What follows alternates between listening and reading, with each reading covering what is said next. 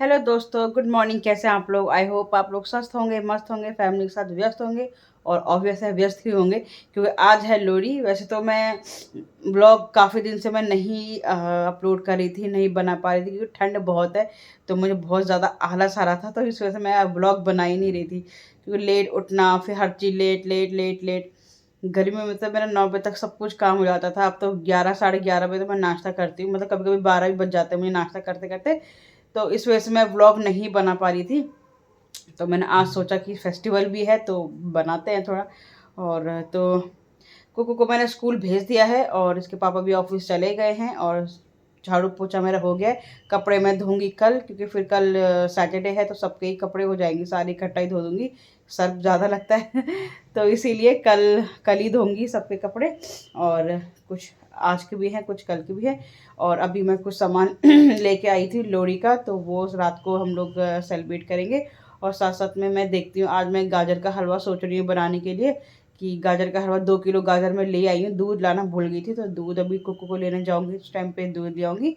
तो गाजर 2 kilo 2 kilo मैं गाजर ले आई हूँ। और अब वही है, कद्दूकस कौन करे, वो छत में धूप में जाएंगे तब उस टाइम पे कद्दूकस कर लेंगे। और वैसे मैंने सोचा था कि कल बनाऊंगी क्योंकि कल मकर संक्रांति है, तो सोचा कल के दिन मैं बनाऊंगी कुछ मीठा। बस यही है, आज बना के रख दूंगी क्योंकि उसमें बहुत टाइम लगता है, तो आज बना के रख दूंगी तो वो कल के भी काम आएगा क्योंकि 2 किलो गाजर है तो 2 किलो हलवा बनेगा। और उसको हम कल भी यूज़ कर सकते हैं। एक है 1 किलो 2 किलो गाजर का हलवा आराम से 1 हफ्ता तक चल ही जाता है। तो कल के भी काम आ जाएगा, कल कुछ अलग बनाएंगे। फिलहाल आज हम लोग लोहड़ी सेलिब्रेट करेंगे। और दूध लाना मैं भूल गई थी। और अभी शॉप से भी ज़्यादा सामान हो गया था तो वो भी छोड़ने आया, घर पे आने आएगा कि मेरा पन्नी तो अलाउड है नहीं, तो पन्नी नहीं दी उसने, तो उसने बोला हम आपके घर पे पहुंचा देंगे। तो घर में अभी देने आएगा, तब मैं दिखाती हूँ रात के लिए क्या क्या लाए हैं। वैसे तो मैंने सोचा था कि हम लोग अंगीठी लेके आएंगे, अंगीठी में हम लोग आग लगाएंगे, आग जलाएंगे। आग लगाएंगे कभी नहीं बोलते, गलत शब्द होता है। आग जलाएंगे बोलते हैं, आग लगाना बहुत गंदा था। मम्मी ने बोला था, अब मैं बोलती थी मैं आग लगा दे आग लगा दे। वो बोलती आग लगाना नहीं बोलते, आग लगाना बहुत गलत वर्ड होता है, आग जलाना बोलते हैं। तो आग जलाएंगे हम अंगीठी में। पर अंगीठी नहीं लाए क्योंकि इस टाइम पे बहुत ज़्यादा कॉस्टली वो दे रहे थे, फिर बाद में यूज़ नहीं आनी थी तो इसीलिए अंगीठी नहीं लाए। नेक्स्ट ईयर देखेंगे अंगीठी का। बट मुझे बहुत शौक था कि अंगीठी हम लोग लेके आए। बट एक आध मैंने केस देखे थे अंगीठी से, एक आध लोग ना उससे भाप से उन लोगों के दरवाज़ा बंद कर दिए थे, तो उससे उनकी डेथ डेथ हो गई थी। तो इस वजह से थोड़ा अंगीठी लाने में मुझे डर भी लग रहा था, तो इस वजह से अंगीठी में नहीं लाई। तो ज़्यादा अच्छे से हम सेलिब्रेट इसलिए भी नहीं कर रहे हैं क्योंकि हमें कहीं न कहीं हमें नहीं, कहीं न कहीं सभी को दुःख है। जो भी जोशीमठ के जो लोग हैं वो सर्वाइव कर रहे हैं, तो उनके लिए मुझे बहुत दुःख है। और बस यही है कि हम क्या बोल सकते हैं, सबको इकट्ठा होना पड़ेगा। और जो भी ये डैम वैम बन रहे हैं, मैं तो कह रही हूँ हटाओ सालों को जितने डैम वैम बन रहे हैं सबको निकालो और मतलब काम सबका रुकवा दो, तभी कुछ भला हो सकता है। और ये जो लोग मतलब यात्रा पैदल यात्रा नहीं कर सकते हैं वो अपना घर पे ही बैठे, क्योंकि लोग ज़्यादातर पहाड़ों में मैगी खाने जाते हैं। ये सच बात है, मैगी खाने पहाड़ों में जाते हैं, अपने घर पे खाओ मैगी। और ये लोग सोचते हैं कि जो हमें यहाँ लग्जरी मिल रही है वो हमें पहाड़ों पे भी मिले, तो इसीलिए पहाड़ों पे बड़े बड़े होटल बनाए जा रहे हैं, बड़े बड़े मतलब लग्जरी होटल बनाए जा रहे हैं जो कि जिनको अब तोड़ने का समय आ गया, टूटना ही चाहिए। और ये तो मतलब फुल एसी वेसी और अच्छे मुलायम गद्देदार ये वो सब। अगर आप घूमने जा रहे हैं, यात्रा करने जा रहे हैं, तो एक पहले के लोग की एक श्रद्धा होती थी, वो लोग रोड पे रहते थे और आश्रम जो होते हैं आश्रमों में रहते थे।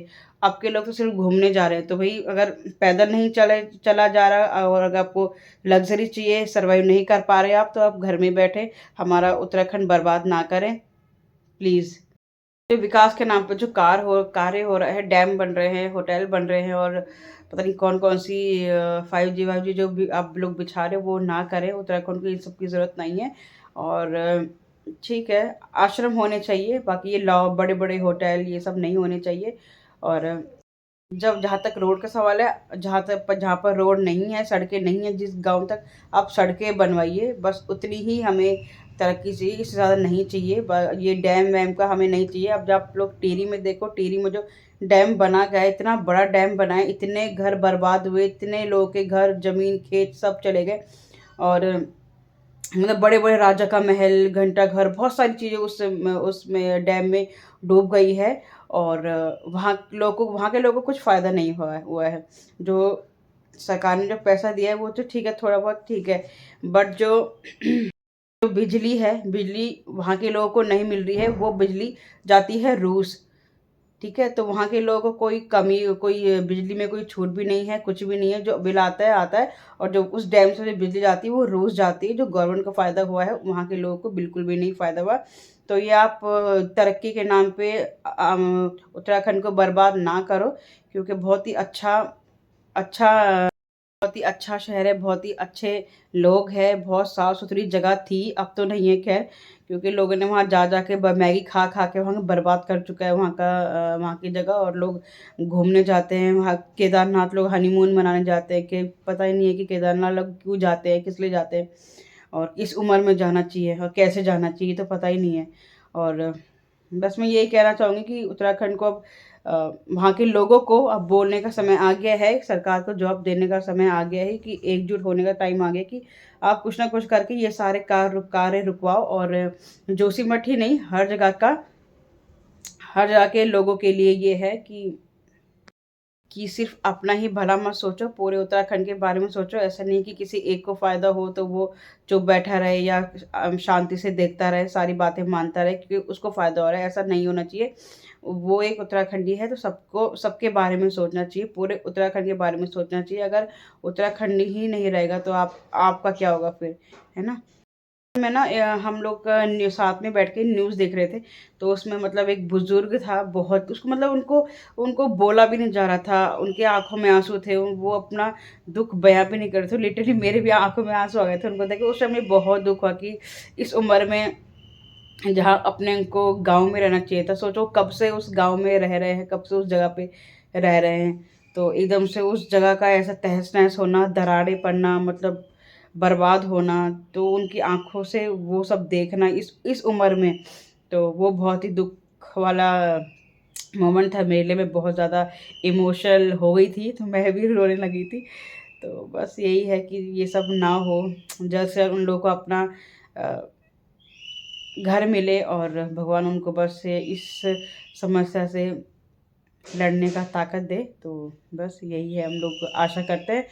और सरकार को इसमें ज़रूर सोचना चाहिए, सरकार इस बार इसमें काम कर रहे हैं, ना कि अ, डैम बनाने में और ये रेलवे लाने में। जब ट्रेन नहीं थी तो उस टाइम पर भी लोग सफ़र करते थे, ठीक है? तो नहीं चाहिए ऐसी ऐसी तरक्की, या ऐसा तो वो नहीं चाहिए हम लोगों को, जिससे कि पूरा उत्तराखंड बर्बाद हो।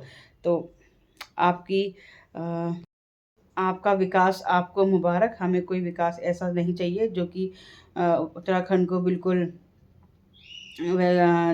नष्ट करने में की कगार पे आ जाए। तो बस ऐसा ऐसा विकास हमें नहीं चाहिए, जितना विकास करना था कर लिया, अब बहुत हो गया। अब हमें कोई डैम नहीं चाहिए, कोई लग्ज़री होटल नहीं चाहिए, जिनको आना है वो पैदल आएँ, पैदल जाएँ और आश्रम में रहें, जो आश्रम बने हुए हैं उनमें रहें। बस जो छोटे-छोटे जो लॉज या होटल बने हैं उनमें रहें।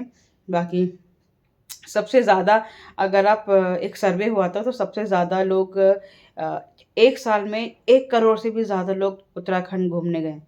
उसके बाद हिमाचल प्रदेश। तो लोगों को हमें पता है कि लोगों को हिल स्टेशन पसंद है, ठीक है। मतलब वहाँ के लोगों की रोज़गारी भी इसी से है, पर ऐसी रोज़गारी का क्या जो कि बिल्कुल बर्बादी के कगार पे आके हम लोगों को रख दे। तो ऐसा विकास तो किसी को भी नहीं चाहिए, या फिर ऐसी रोज़ी-रोटी तो किसी को भी नहीं चाहिए जो कि उनके अपनों का ही घर परिवार बर्बाद हो जाए।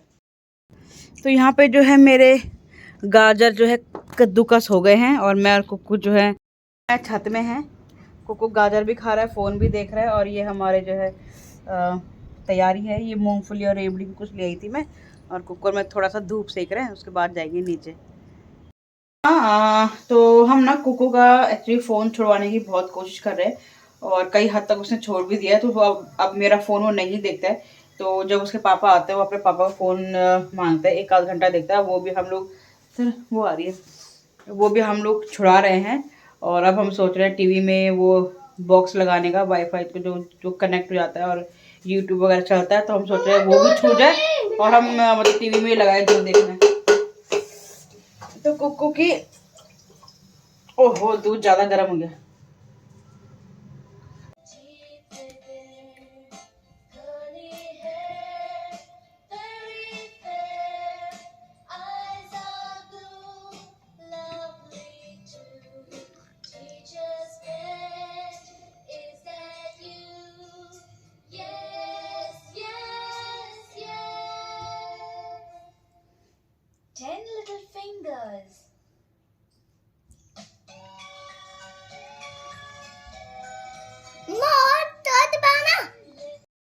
हटियो।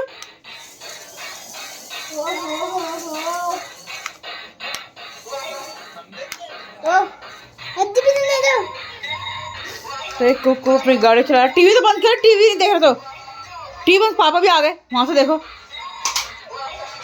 तो यहाँ से कुक्कू अपने पापा को देखता है। अब पापा की गाड़ी अभी आ गई। पापा की गाड़ी अभी तो नहीं आई, आने वाली पापा की गाड़ी। पापा की गाड़ी है, हाँ पापा की गाड़ी है। ओ तेरी, क्या चला रहा है ये गाड़ी? कौन है ये एरियन पापा की गाड़ी तो आ गई। अम्मा, पापा चिप्स लेने जा रखे। वो बंदा था एलियन। बंदा था एलियन। अपना अपना ये एलेक्स जैसन देखो तू। तो हर जगह मैंने यहाँ पे बंद बंद रखा है।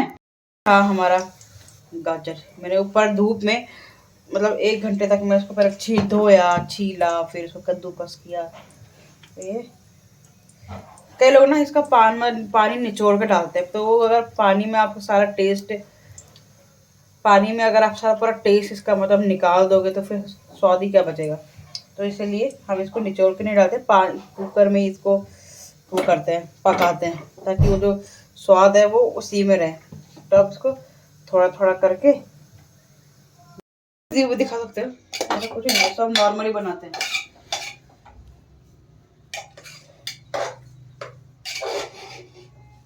घी डाल के इसमें हम इसको 5 मिनट तक भुनेंगे। तो काफी सारा है, तो बहुत मेहनत लगानी पड़ रही है, ठीक है। बनने के बाद कम हो जाएगा। तो इसको हम घी में 5 मिनट तक भुनेंगे। जैसे ही थोड़ी खुशबू आती है ना, मतलब गाजर घी में पकने की अलग ही खुशबू होती है। जब खुशबू आएगी तो पानी डाल के इसमें 4-5 सीटी लगाकर सीटी निकाल के फिर इसको और पकाना है। बस ये तो करना है। गाजर का हलवा बनाना, हलवा इतना बहुत ईजी है। बहुत लोग इसको झंझट समझते हैं, तो मुझे बहुत ईजी लगता है। हाँ शुरू की प्रिपरेशन बहुत मुश्किल है, ये मतलब कद्दूकस करना, ये करना।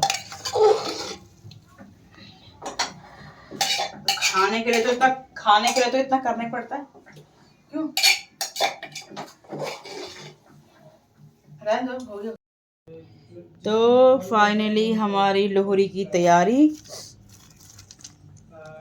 कुक्कू को सब्र नहीं हो रहा। मैंने भगवान जी के पास रखने से पहले वो 4-5 उठा चुका था। ये देखो, कर रहे हैं अपना डिनर एंजॉय और साथ में गाजर का हलवा। और आज का ब्लॉग करती हूँ यहीं पे एंड। आशा करती हूँ आपको ब्लॉग अच्छा लगा होगा। तो जो भी मेरे चैनल पे न्यू है, चैनल को सब्सक्राइब जरूर करें। तब तक के लिए जय भारत, जय उत्तराखंड। मिलते हैं न्यू ब्लॉग के साथ।